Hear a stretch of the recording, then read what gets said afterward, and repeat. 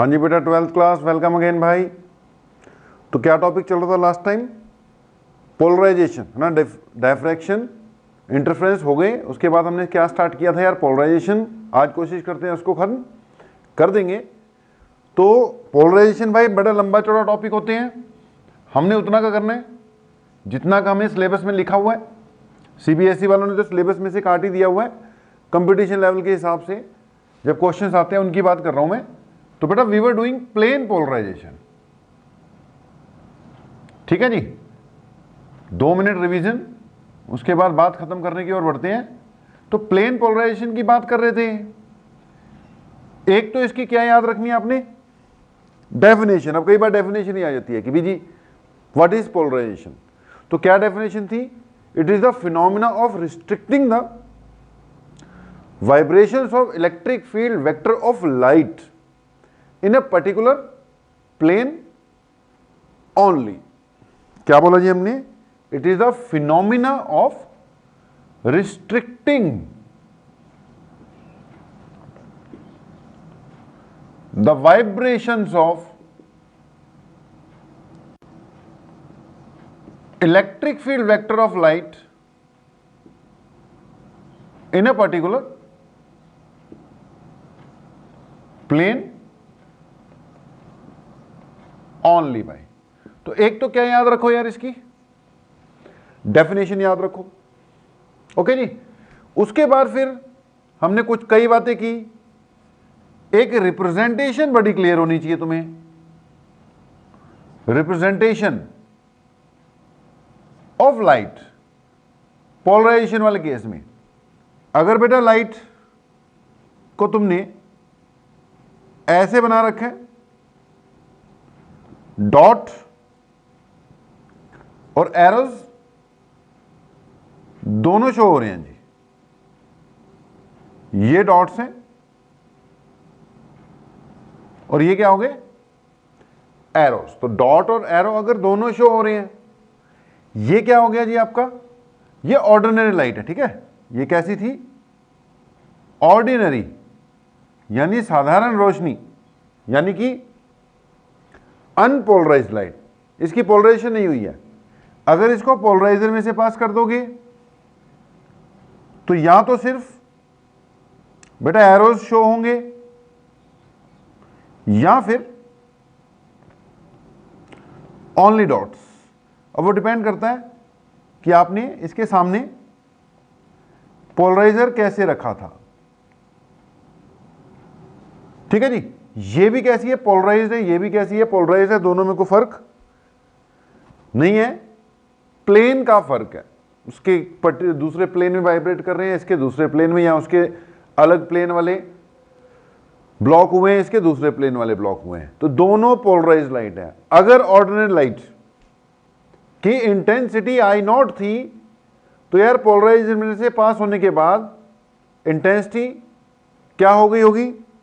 Half हो गई होगी, आधी हो जाती है। बस याद रख लो, एक बार पोलराइजर में से लाइट पास होगी तो इंटेंसिटी ऑफ लाइट क्या हो जानी है? हाफ हो जानी है। इनिशियल इंटेंसिटी से जो इंसिडेंट लाइट है अनपोलराइज्ड वाली, उसकी इंटेंसिटी के कंपैरिजन में इसकी इंटेंसिटी हाफ हो जानी है बेटा, ओके। ये बातें अपनी हो गई थी। अब अगली बात है, कई बार ना क्वेश्चन आ जाता है कि यार क्या आप अपनी नेकेड आई से ये बता सकते हो कि लाइट पोलराइज्ड है या नहीं? मतलब बिना किसी डिवाइस के क्या हम चेक कर सकते हैं कि लाइट इज पोलराइज्ड और अनपोलराइज्ड? तो उसका आंसर है यार नो। आप क्वेश्चन ही लिख लो कि whether we can say that the light is polarized और unpolarized with our naked eyes. मतलब बस लाइट आ रही है, उसको देख रहे हैं, उससे हम अंदाजा लगा सकते हैं कि पोलराइज्ड है या नहीं है। तो उसका आंसर है नहीं।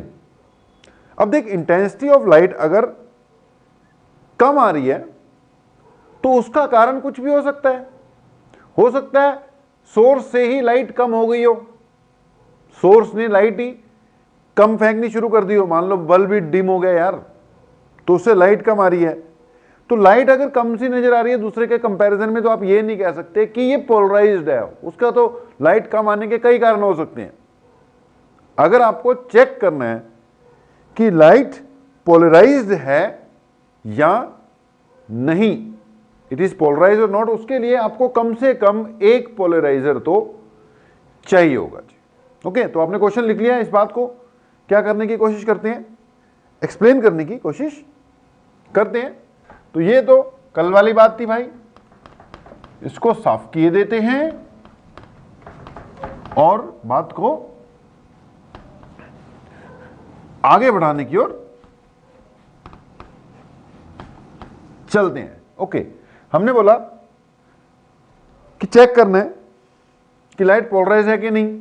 अब उससे पहले एक पूरी स्थिति आपको एक्सप्लेन करते हैं, ध्यान से सुनना, वेरी वेरी इंपॉर्टेंट वाली बात चल रही है। 3 स्टार लगा दिया हमने।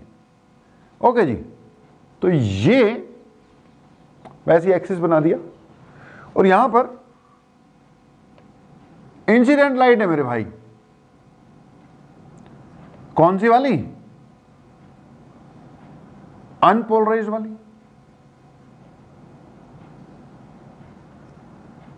तो ये इंसिडेंट लाइट है अनपोलराइज्ड वाली, ठीक है जी। अब इसके सामने हमने क्या रख देना, एक पोलराइजर।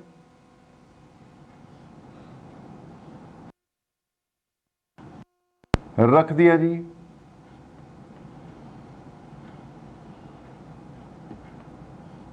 ये पोलराइजर रख दिया।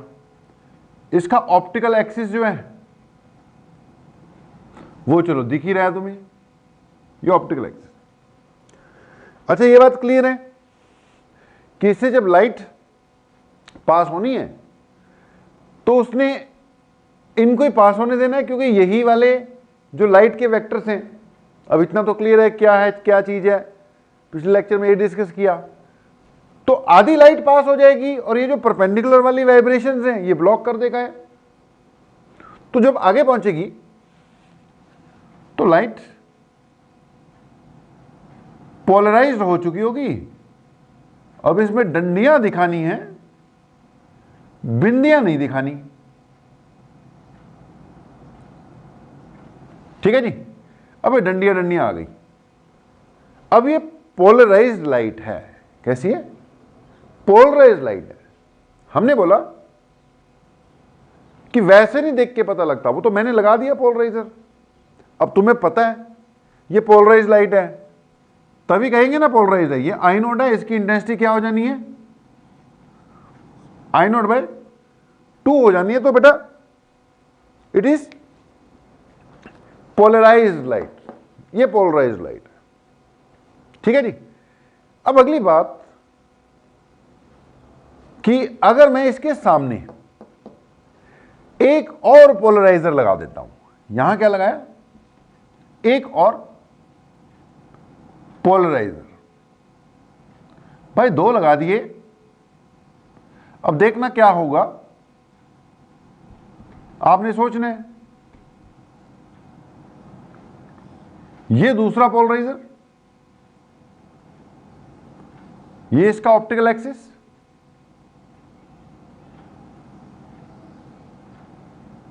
अब लगा दिया इसके सामने।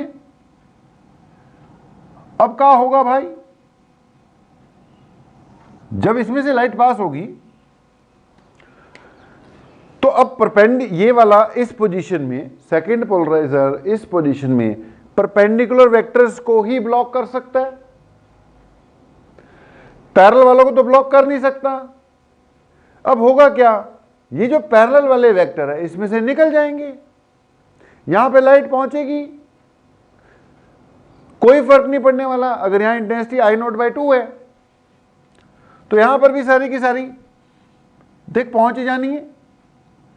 अब इस स्थिति में तो कोई फर्क नहीं पड़ने वाला भाई,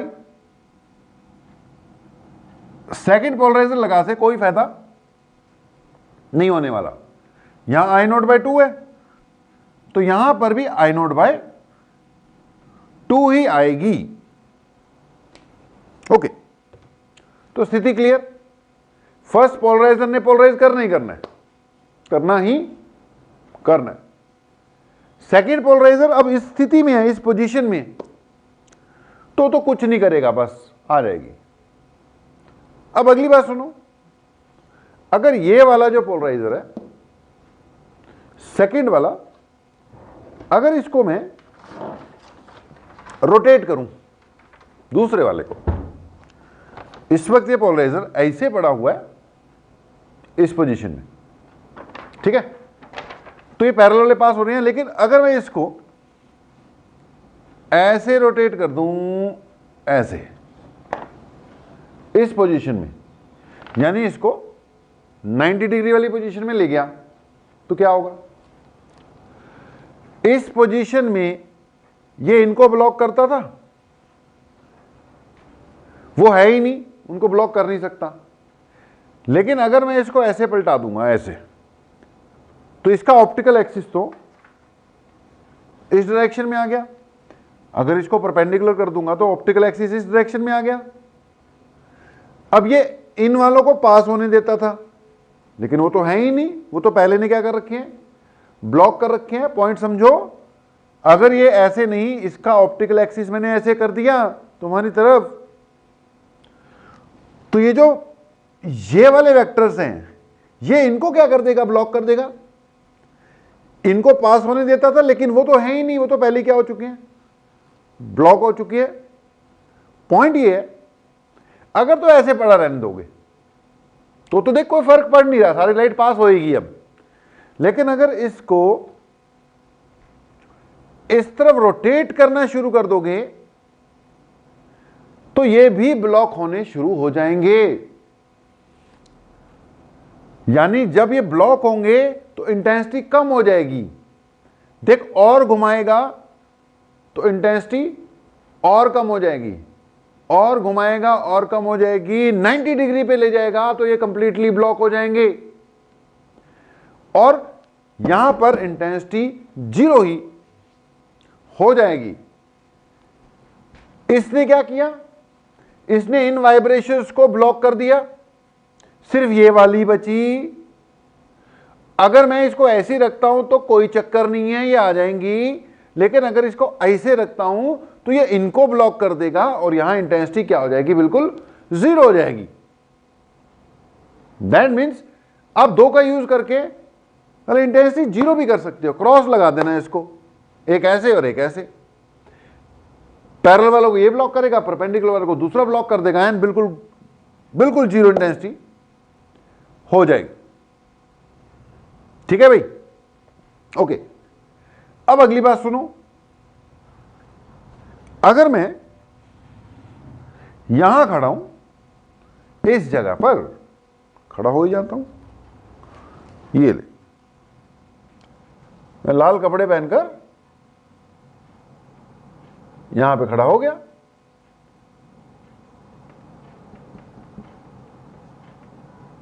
ठीक है जी, और उधर से आने वाली लाइट को ऑब्जर्व कर रहा हूं। तो मेरे हाथ में पोलराइजर नहीं है, मेरे हाथ में ये पोलराइजर नहीं है, नीचे है, अभी मैं यहां हूं, ठीक है जी।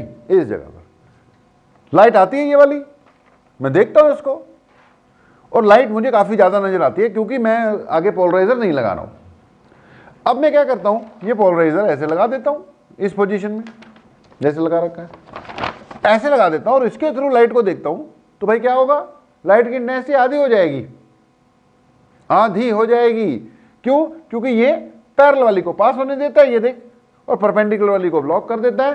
तो मैं बिना पोलराइजर के खड़ा हूं ऐसे, तो लाइट जो है मुझे काफी ज्यादा नजर आ रही है, मुझे किसी ने पोलराइजर दे दिया, मैंने पोलराइजर ऐसे लगा लिया, और क्या देखता हूं, लाइट की इंटेंसिटी आधी हो जाती है। कारण क्या है, पैरेलल वाले ही पास हो पाए हैं, परपेंडिकुलर वाले ब्लॉक हो गए हैं। अगली बात सुनना, अब मैं क्या करता हूं, अपने पोलराइजर को रोटेट करता हूं धीरे धीरे, ऐसे ले जाता हूं, परपेंडिकुलर रख देता हूं, तो क्या होता है, कोई फर्क नहीं पड़ता। मुझे जितनी लाइट नजर आ रही थी उतनी ही नजर आती है। क्यों, क्योंकि अगर मैं इसको ऐसे कर देता हूं इस पोजीशन में, तो अब पैरेलल वाले ब्लॉक हो जाएंगे, लेकिन परपेंडिकुलर वाले जो थे अब इसके एक्सिस के पैरेलल आ गए ना, वो निकल जाएंगे।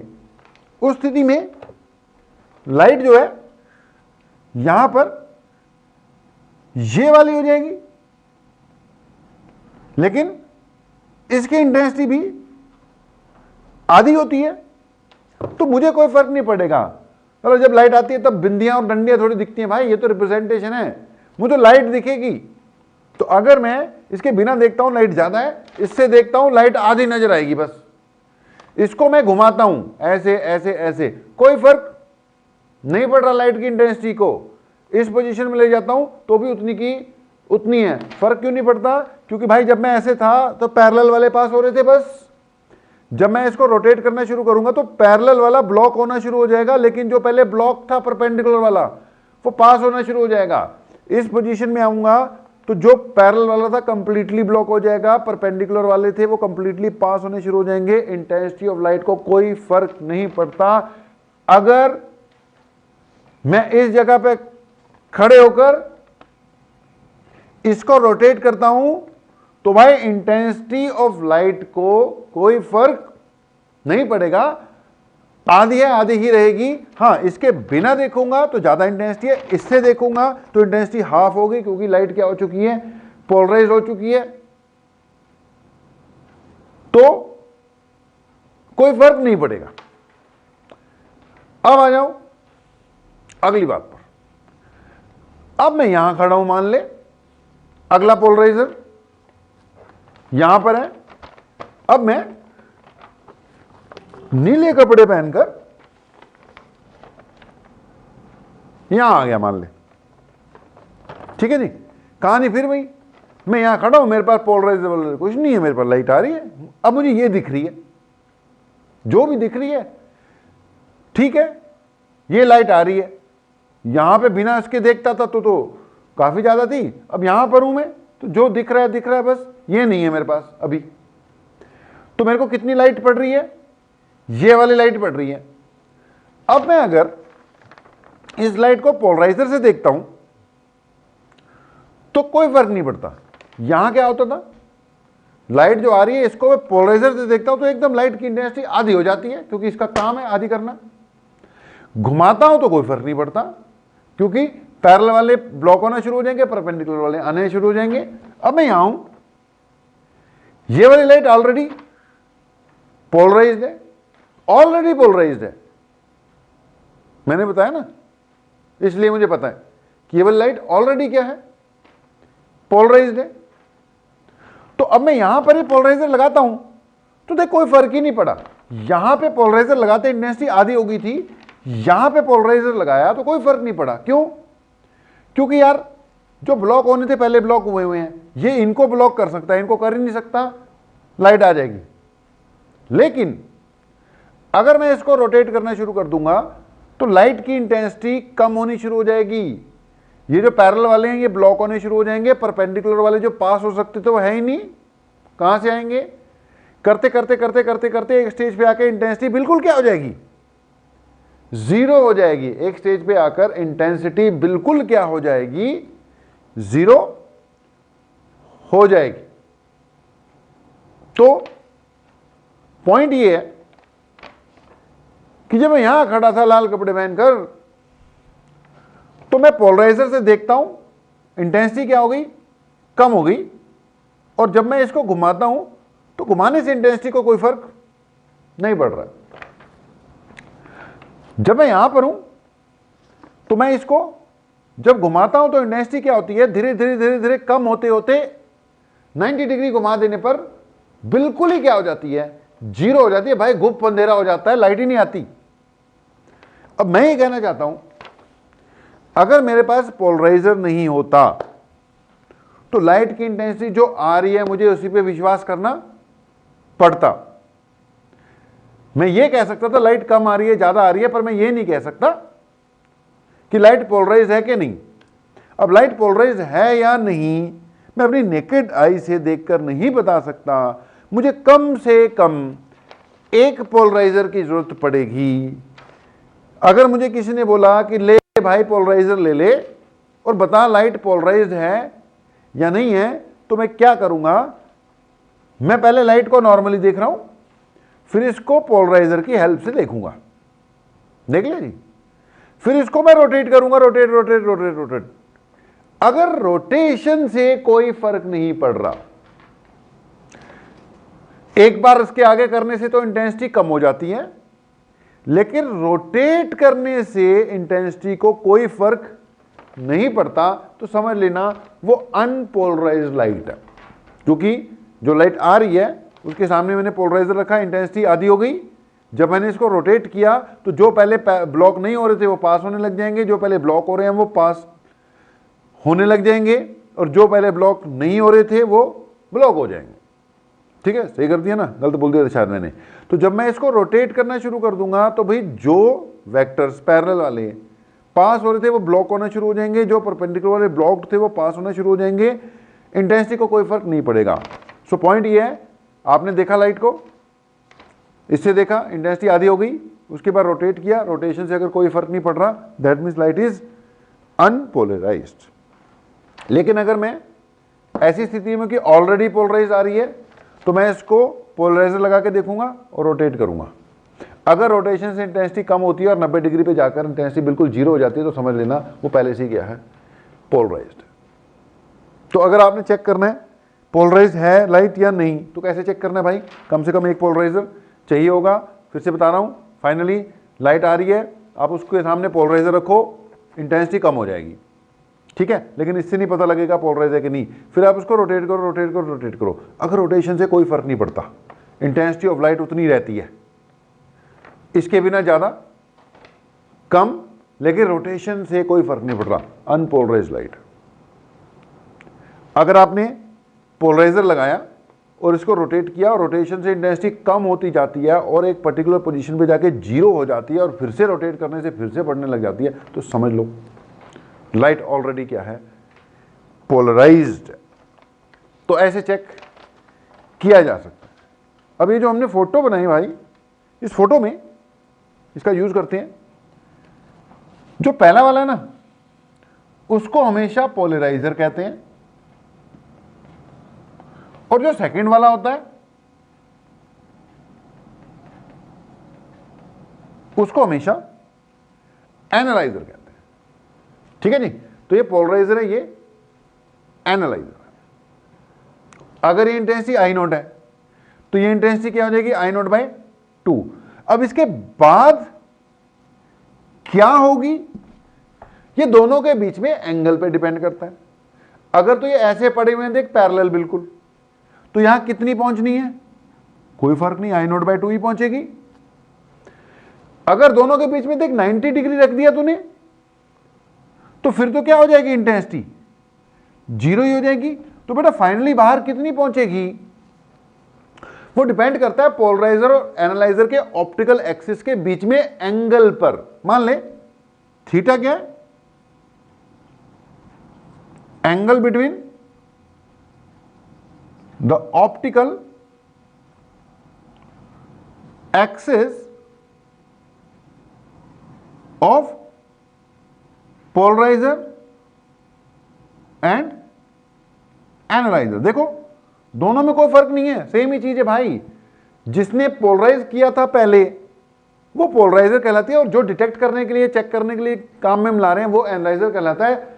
अच्छा, अगर ये अकेला हो तो ये भी पोलराइजर ही है। वो तो दो जब आ जाते हैं ना कंपैरिजन में, तो पहले को पोलराइजर कहते हैं, दूसरे वाले को क्या कह देते हैं हम, एनालाइजर कह देते हैं। ओके जी, अब इस पे बेस्ड एक लॉ भी है, वो मैंने कहानी बता दी, क्वेश्चन था कि भाई नेकेड आइट से देख सकते हो तो नहीं देख सकते, उसका आंसर तो नहीं, फिर कैसे देख सकते हो, वो मैंने समझा दिया। अब उसके बाद इसी डायग्राम पे, इसी पे एक लॉ आ रहा है, हेडिंग डाल लेना मॉलस लॉ, हेडिंग डाल लेना मॉलस लॉ। हाँ जी बेटा, यार मॉलस लॉ देख, छोटा सा टॉपिक है, छोटा सा, मैं कह रहा हूँ 5 ही मिनट में हो जाएगा अगर समझ में लग जाए तो, लेकिन इतना इंपॉर्टेंट है भाई।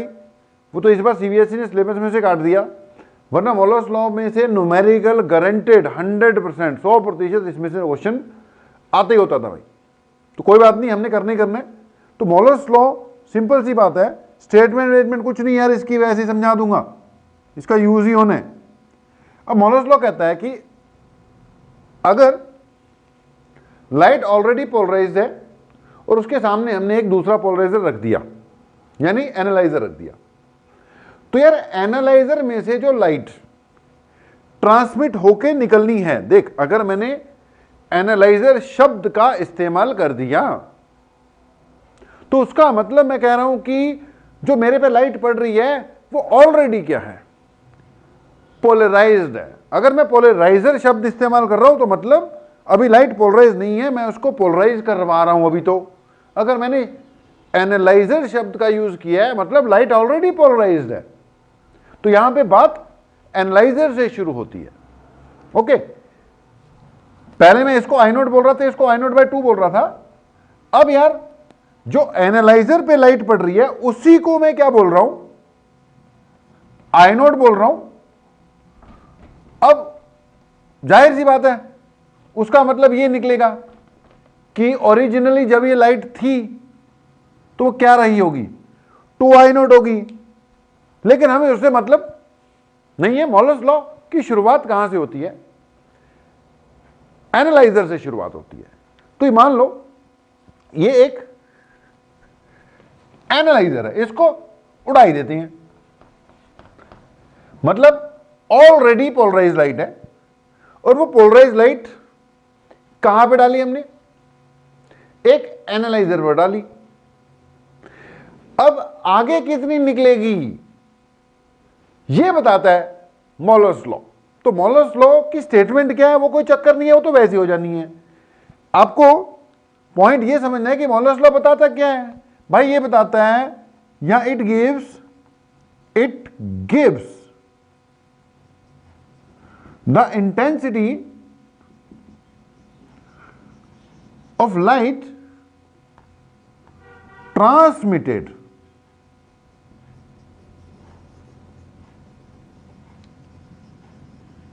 through an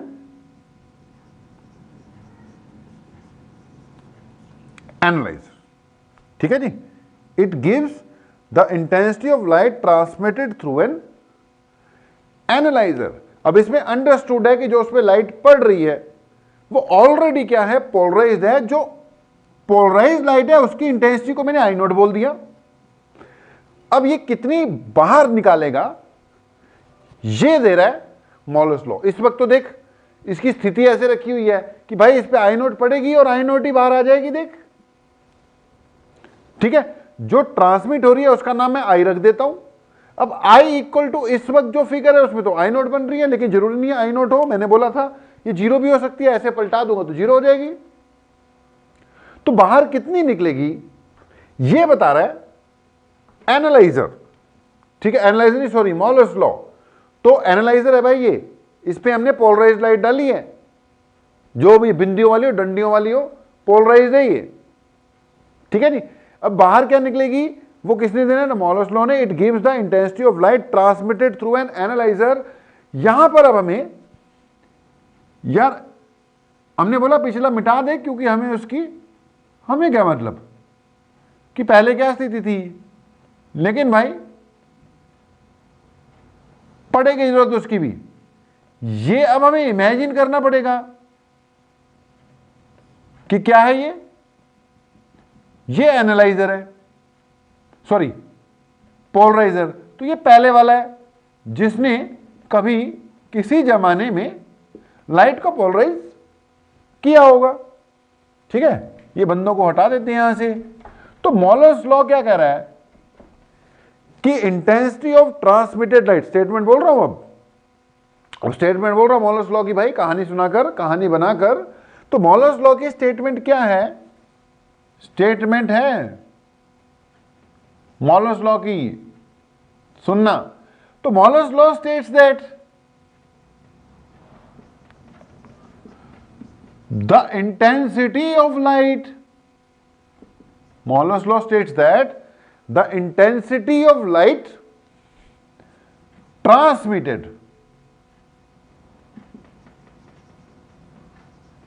bye N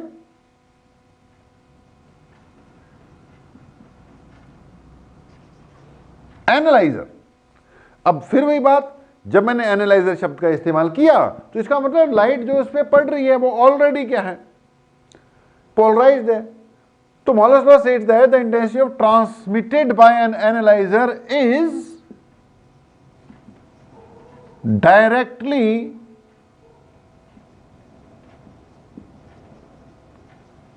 proportional to is, it states that the intensity of transmitted by an analyzer is directly proportional to, it states that the intensity, यार इंटेंसिटी ऑफ लाइट लिखना था पूरा, ठीक है, it states that the intensity of light transmitted by an analyzer is directly proportional to the cos square theta, directly proportional to cos square theta, यानी जो intensity of transmitted by analyzer it is directly proportional to cos square theta. ये है भाई मॉलस law, और theta क्या है वो already लिखा हुआ है मैंने, it is angle between the optical axis of analyzer and polarizer. इस वक्त दोनों पैरेलल हैं, क्या है, पैरेलल पड़े हैं, तो इस वक्त भैया दोनों पैरेलल हैं, तो दोनों के बीच में एंगल 0 है। अगर दोनों ऐसे कर दोगे तो इनके बीच में एंगल 90 डिग्री है।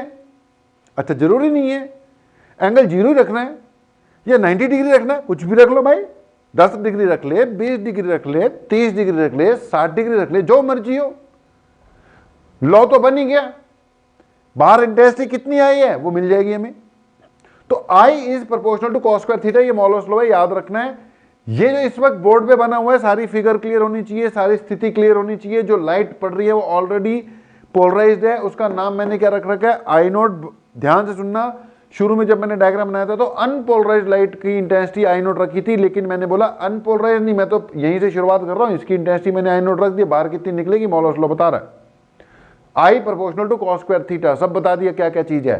आई नोट क्या है, intensity incident on the intensity of the polarized light incident on the analyzer, I क्या है, intensity of transmitted light, theta क्या है, angle between the optical axis of analyzer and polarizer. Proportionality का sign हटाएगा तो कोई कांस्टेंट आना चाहिए, यहां पे कांस्टेंट आई नोट आ जाएगा, कॉस स्क्वायर थीटा, ये फार्मूला बनता है। अब इसमें 3 चीजें हैं, आई नोट थीटा, कॉस तो चलो यूनिवर्सल है, आई क्या है, लिखना चाहो लिख लो, intensity of transmitted light by an analyzer, intensity of transmitted light by an analyzer. I naught क्या है, intensity of on the analyzer, theta क्या है, angle between optical axis of analyzer and polarizer. बात खत्म करो, हो गया मॉलस लॉ, यही है, इस पे बेस न्यूमेरिकल, बड़ा इंपॉर्टेंट, बहुत बहुत जरूरी, देखते हैं लास्ट में कराएंगे आप। ओके, अब यहीं पर नोट पॉइंट डालकर एक आधी बात डिस्कस कर सकते हो कि अगर थीटा 0 डिग्री हो जाए तो, यानी दोनों के बीच में एंगल अब जैसे बन रखा है ऐसा ही हो, पैरेलल पड़े हो, तो देख लो क्या होगा कि अगर थीटा 0 डिग्री हो जाए, नोट डाल लेना, नोट में लिख लो कि अगर थीटा 0 होता तो I equal to I note होता, क्योंकि cos 0 कितना होता है, 1 होता है, cos 0 की वैल्यू 1 हो गई तो cos स्क्वायर की भी वैल्यू 1 हो गई, I equal to I note आ गया, तो वो तो दिख ही रहा था। तो कब से बात चल रही है भाई, पैरेलल रख दोगे तो ये स्थिति आएगी, अगर थीटा इक्वल टू 180 डिग्री होता, 180 नहीं, पहले 90 रख लो, अगर थीटा 90 होता, 90, तो cos 90 कितना होता है, 0, तो cos 90 0 हो गया, तो 0 क्या जिसके साथ मर्जी मिला दे वो भी 0 हो जाएगा, इंटेंसिटी 0 हो जाएगी। तो ये तो हमने पहले बोला था, क्रॉस पोजीशन में रख दे ऐसे, इसने पहले ब्लॉक कर रखे हैं, अगलों को ब्लॉक कर देगा, जाएगा ही नहीं। बाकी अब एंगल जो मर्जी रख दो, उसके हिसाब से आंसर आएगा, फार्मूला आ गया अपने पास, ठीक है जी। अब इस पे कई बार एक ग्राफ सा बनाने को कह देते होते हैं कि ग्राफ बनाओ भाई, तो ग्राफ बना देना यार, क्या दिक्कत है, एक तरफ थीटा और एक तरफ बाहर कितनी इंटेंसिटी आनी है वो जब एंगल 0 है तो इंटेंसिटी मैक्सिमम है, 90 है तो मिनिमम है, 180 है फिर से मैक्सिमम है, फिर से मिनिमम, ऐसे चलता जाएगा।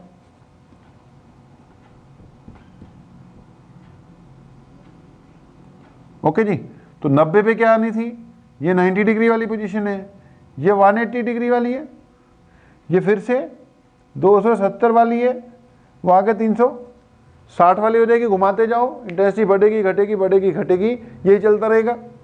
तो ये बेटा क्या हो गया आपका मॉलस लॉ। ठीक है, इस पे एक क्वेश्चन जनरल सा करवा देता हूं, एक क्वेश्चन करा देता हूं यार मॉलस लॉ पे। ठीक है, देखना जरा।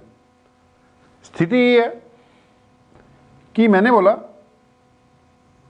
कि अपने पास दो पोलराइजर्स हैं, एक को पोलराइजर कह देंगे, एक को एनालाइजर कह देंगे। ध्यान से सुनना, ये पहला वाला है मान ले, और ये दूसरा वाला परपेंडिकुलर वाली पोजीशन में पड़ा हुआ है। ठीक है भाई, ये पड़ा बिल्कुल परपेंडिकुलर, दोनों के बीच में एंगल इस वक्त कितना है 90 डिग्री। अब पता ही है फिर आपको यहां पे इस वक्त इंटेंसिटी कितनी होनी चाहिए, 0 होनी चाहिए। मान ले यहां पे इंटेंसिटी कितनी थी I0, यहां कितनी हुई होगी, यहां पर इस वक्त कितनी हुई होगी I0/2। ये परपेंडिकुलर पड़ा हुआ है ना, आधी को ये ब्लॉक करेगा, आधी को इसने ब्लॉक कर देना। इस वक्त तो इंटेंसिटी देख बाहर आ रही है 0। स्थिति को समझना, सवाल ये नहीं है, ये तो स्टेटमेंट अभी चल रही है कि दो पोलराइजर हैं, एक ए है और दूसरा बी है, दोनों के ऑप्टिकल एक्सिस के बीच में 90 डिग्री है इस वक्त, और बाहर इंटेंसिटी कितनी आएगी ये सवाल नहीं है, बाहर इंटेंसिटी 0 आएगी, पता है तुम्हें। सवाल अभी शुरू होगा, मैं तो कह रहा हूं स्थिति देख लो। अब सवाल ये है कि अगर इन दोनों के बीच में इस वक्त 0 चल रही थी इंटेंसिटी, एक तीसरा पोलराइड रख दूं,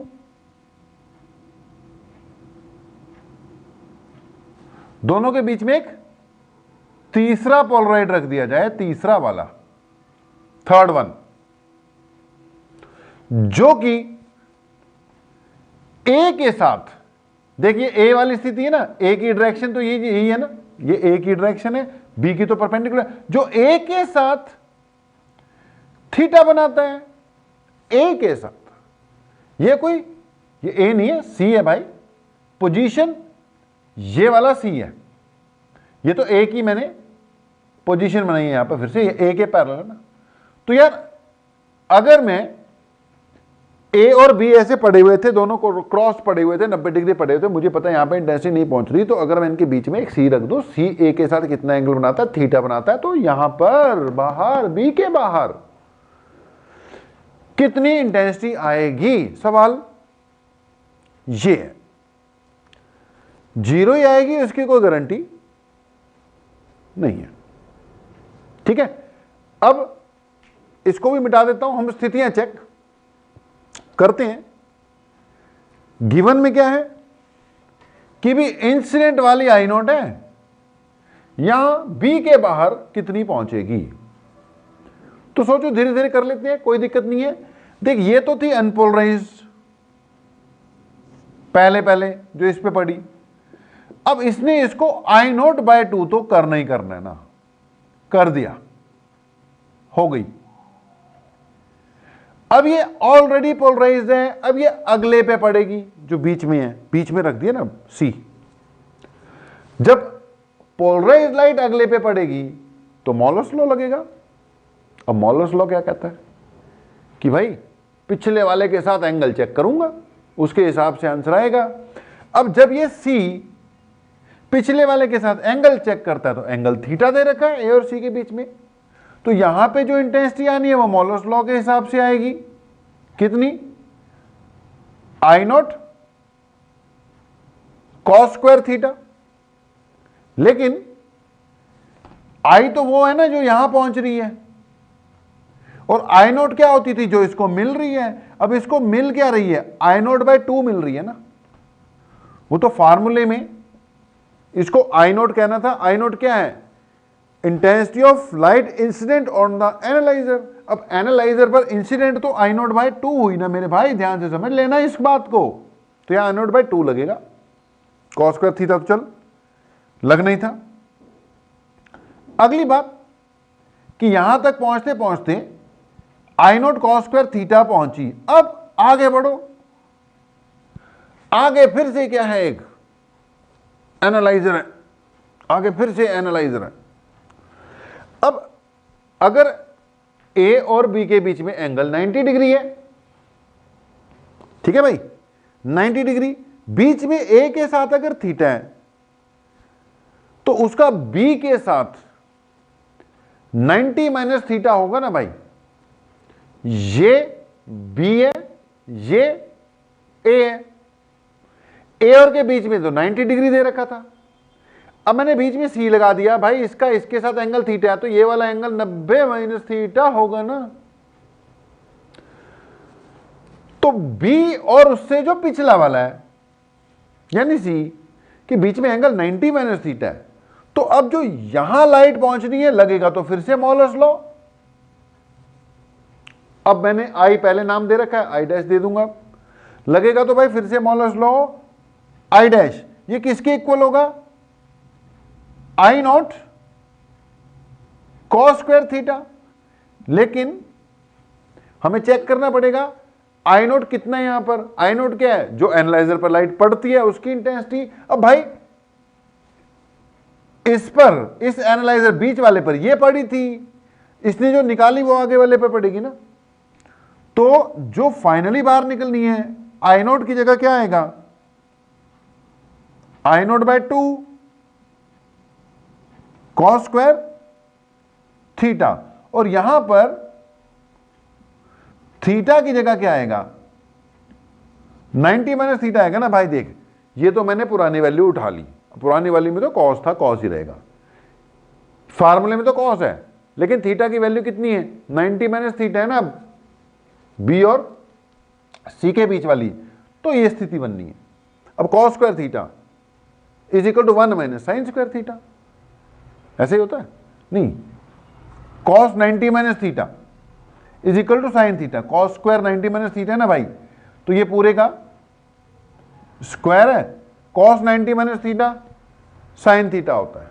ठीक है, यहां ये लगेगा, ये बन गया आई नॉट बाय 2, ये बन गया कॉस स्क्वायर थीटा, ये बन गया cos 90 minus theta sine theta, ये बन गया साइन स्क्वायर थीटा, और ये बन गया I naught by 2 sine theta cos theta का स्क्वायर। देख ले। अब मैंने क्या किया यार, इसको 4 से गुणा कर दिया और 4 से डिवाइड कर दिया, ब्रैकेट के अंदर 2 से मल्टीप्लाई और 2 से डिवाइड कर दिया।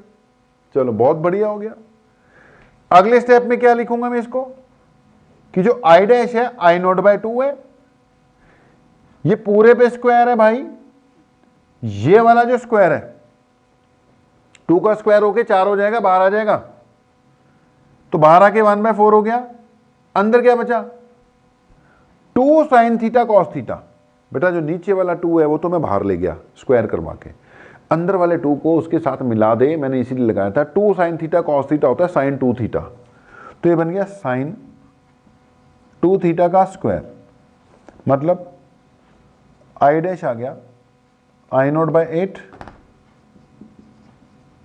Sign square 2 theta. तो ऐसी स्थिति में ये आंसर आएगा बेटा जी, I naught by 8 sine square 2 theta. Numerical का न्यूमेरिकल है, ये रिजल्ट का रिजल्ट है। अगर कभी भी ऐसा क्वेश्चन आ गया ना, एक ए था एक बी था बीच में सी था, तो ये फार्मूले से निकलेगा, वो ए और सी के बीच में एंगल देगा थीटा, उसके हिसाब से ये कहानी बननी चाहिए।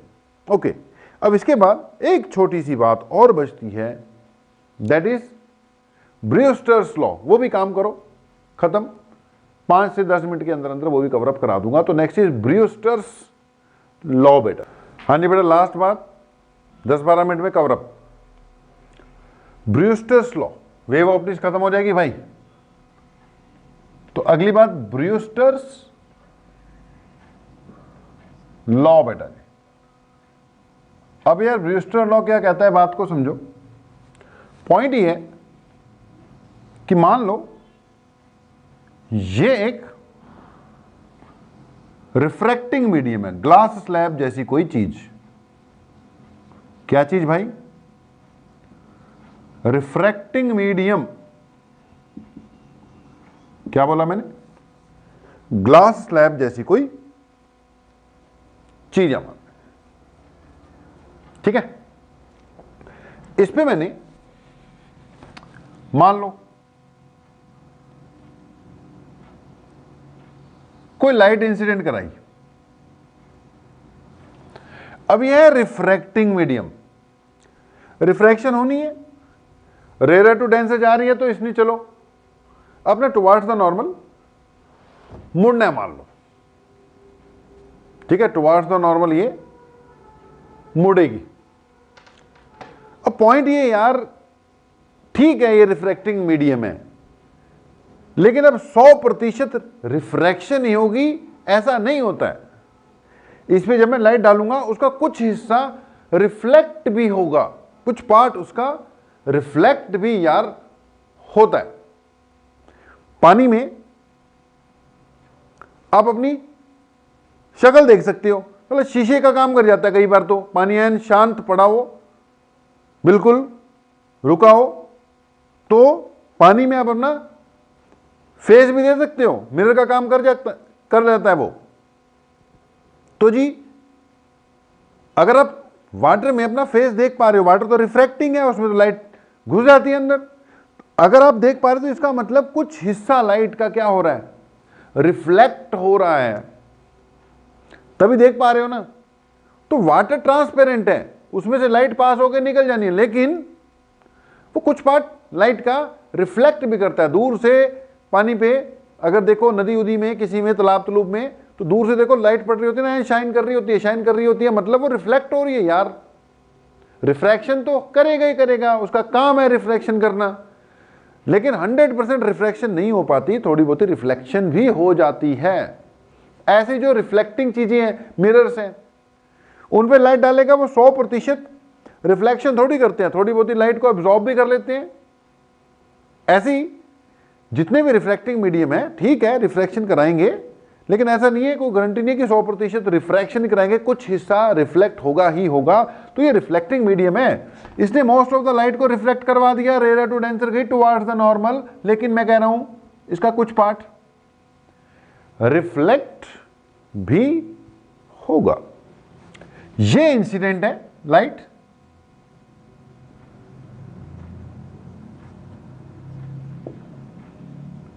ठीक है नहीं, ये वाली क्या हो गई, रिफ्रैक्टेड हो गई,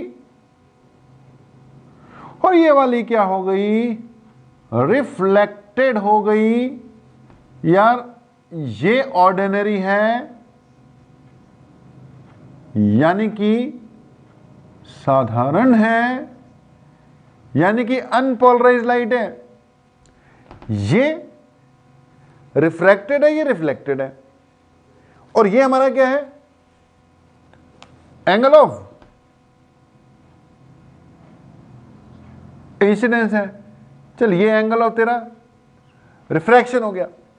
अब यार पॉइंट ये है कि हर एक मीडियम के पेयर के लिए, पेयर मतलब लाइट कहां से आ रही है और कहां जा रही है, जैसे हम कहते हैं ना मीडियम 1 और मीडियम 2 क्या है, उस पर डिपेंड करेगा, क्योंकि हमें रिफ्रैक्टिव इंडेक्स की जरूरत पड़ेगी कि refractive index 2 with respect to 1, मतलब लाइट कहां से किधर को जा रही है, इस बात का ध्यान रखना होता है।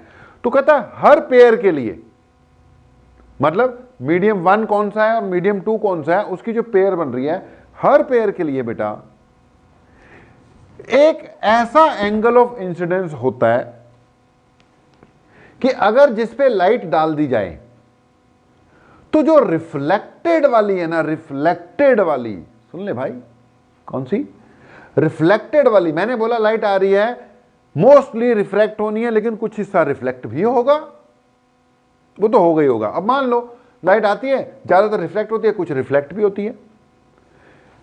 अगर मैंने एंगल ऐसी को रख दिया तो ठीक है, रिफ्लेक्शन भी हो रही है, रिफ्रैक्शन भी हो रही है, अपना ठीक है, बढ़िया चलते जा रहा है। लेकिन यार मैंने बोला हर मीडियम की पेयर के लिए एक कोई ऐसा एंगल एग्जिस्ट करता है, एक पर्टिकुलर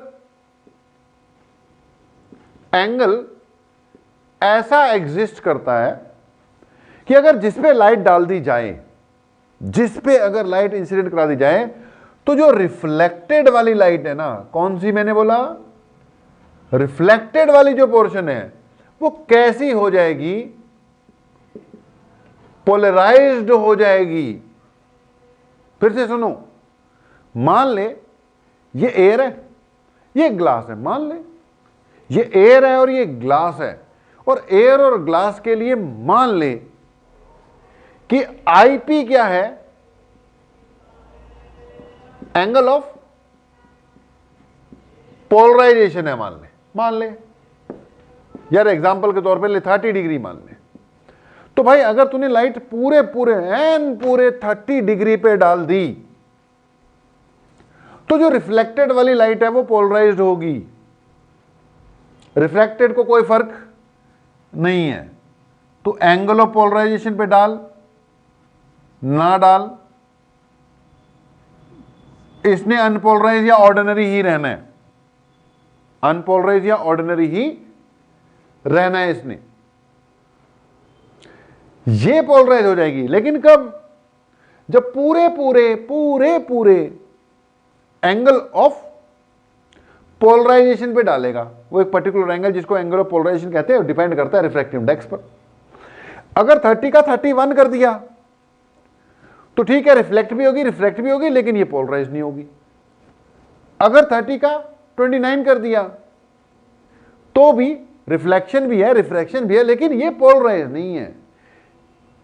अगर एक पर्टिकुलर एंगल जो कि फिक्स्ड है, जिसका फार्मूला बना रहा हूं, पे इस स्थिति में कोई रिफ्रैक्टिंग मीडियम है जिसपे मैंने, फिर से सुन लो शुरू से, एक कोई रिफ्रैक्टिंग मीडियम है जिसपे मैंने लाइट इंसिडेंट करवाई, उसका कुछ हिस्सा रिफ्लेक्ट होना है, कुछ हिस्सा रिफ्रैक्ट होना है, रिफ्रैक्शन ज्यादा होनी है, रिफ्लेक्शन थोड़ी कम होनी है परसेंटेज के हिसाब से।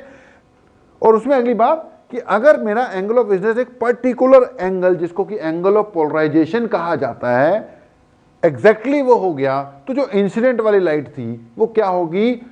पोलराइज्ड होगी। और साथ में उस वक्त ये होगा कि जो रिफ्लेक्टेड और रिफ्रैक्टेड लाइट है वो दोनों एक दूसरे से 90 डिग्री पर ट्रेवल करेंगी। रिफ्लेक्टेड और रिफ्रैक्टेड दोनों एक दूसरे से 90 डिग्री पर ट्रेवल करेंगी। तो फिर से सुनो, ये जो मैंने पूरी कहानी बोली, इसी को ब्रूस्टर्स लॉ कहते हैं, इसी को ब्रूस्टर लॉ कहते हैं। स्टेटमेंट बोल रहा हूं और रिजल्ट निकाल रहा हूं, बात खत्म कर रहा हूं। तो ब्रूस्टर लॉ की स्टेटमेंट क्या है? वो ये है कि if light is incident on a refracting surface at an angle of incidence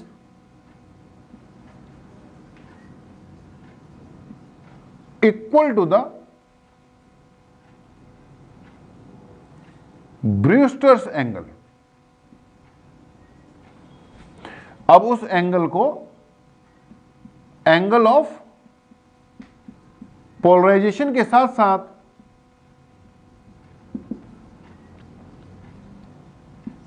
Brewster angle भी कहते हैं। तो यार ब्रूस्टर लॉ कहता है if light is incident on a refracting surface at an angle of incidence equal to Brewster's angle, then the reflected portion of light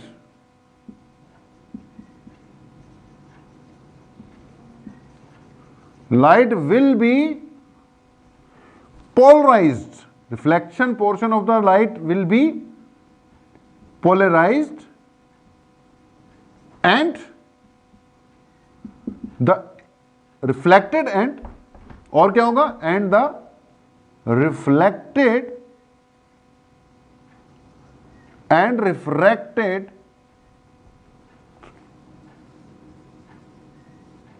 waves will travel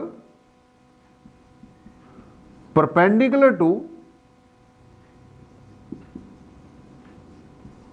each other. अगर ऐसा हुआ तो ये स्टेटमेंट भैया याद कर ले। अगर ऐसा हुआ तो एक तो ये पोलराइज होगी और दूसरा ये दोनों एक दूसरे के 90 डिग्री होंगी, दोनों इकट्ठे होंगे साथ में। अगर दोनों 90 डिग्री पे जा रही है समझ ले ब्रूस्टर एंगल आ गया और ये पोलराइज्ड है। अगर ये पोलराइज्ड है समझ ले ब्रूस्टर एंगल आ गया और दोनों 90 डिग्री पे जाएंगी। सब vice versa, angle of incidence equal to angle of polarization कर दिया अगर, तो एक तो ये 90 डिग्री पे हो जाएंगी और दूसरा ये वाली पोलराइज होगी। ये पोलराइज होगी मतलब 90 डिग्री पे जाएंगी एंगल ऑफ पोलराइजेशन के इक्वल था एंगल, तो कुछ भी नहीं आगे।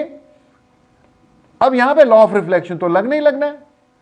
ये एंगल ऑफ इंसिडेंस है भाई, ये नॉर्मल है, ये रिफ्लेक्टेड रे है, तो दोनों के बीच में एंगल सेम होता है।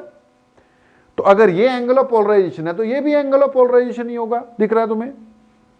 अब अगली बात सुन लो भाई, अगर पोलराइजेशन हो रही है, अगर ये एंगल ऑफ पोलराइजेशन इक्वल हो ही गया तो ये 90 डिग्री होगा पक्का पक्का।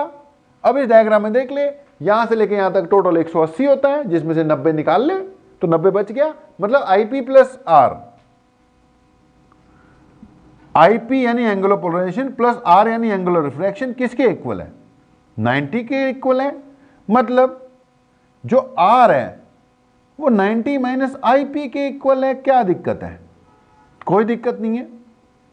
आर 90 माइनस आईपी के इक्वल है। अगली बात सुन ले, अब यहां लगा दे स्नेल्स लॉ, लिख ले कि according to Snell's law sine I by sine R equal to refractive index of 2 with respect to 1 होता है। यानी इसका रिफ्रैक्टिव इंडेक्स डेंसर वाले का विद रिस्पेक्ट टू 1, जिसको मैं बाद में म्यू ही लिख दूंगा उसको एयर मानकर।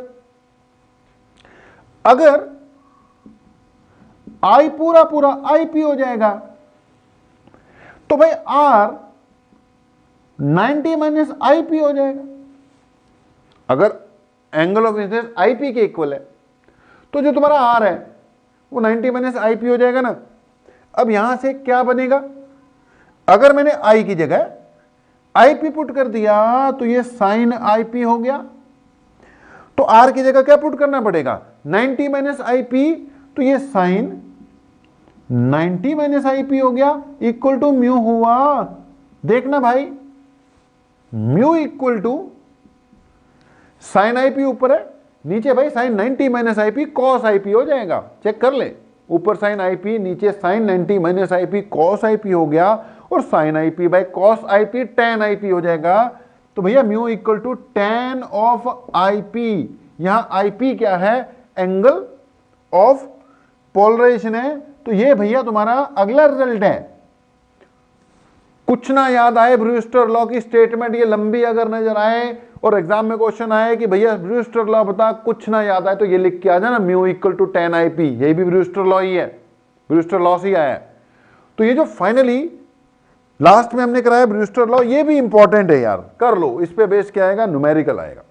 अब पोलराइजेशन मैं बार बार बोल रहा हूं, सीबीएसई वालों ने सिलेबस में से इस बार काट दी। अब अगली बार फिर से आएगी, वो भरोसा नहीं है। लेकिन ये सिलेबस का पार्ट जो है छोड़ने वाला नहीं था। जो छोड़ने वाला था वो मैं छोड़ रहा हूं, एक्स्ट्रा वैसे ही नहीं कराता। तो ये छोड़ने वाला नहीं था, इसलिए मैंने आपको करा दिया। तो भाई मेरी तरफ से वेव ऑप्टिक्स कंप्लीट। लग गया टाइम इसमें भी, 10 से ऊपर लेक्चर इसके भी चले गए, but wave optics done. Now we will do some numericals and after that अगले टॉपिक्स की ओर फिर बढ़ेंगे। तो अभी कुछ दिन, 1-2 दिन जो भी है, वेव ऑप्टिक्स से न्यूमेरिकल निपटाते हैं और उसके बाद फिर मॉडर्न फिजिक्स की ओर बढ़ेंगे जी। ठीक है जी। तो होपफुली सब कुछ ठीक चल रहा है, वेव ऑप्टिक्स आपको आ रही है। अभी यहीं पे क्लोज करते हैं। तो आप लोगों का भैया हमारे साथ जुड़े रहने के लिए बहुत बहुत धन्यवाद। वीडियो लेक्चर देखते रहो। बाकी मिलते हैं ब्रेक के बाद, थोड़ी लंबी ब्रेक लगेगी इस बार, मॉडर्न फिजिक्स स्टार्ट करेंगे।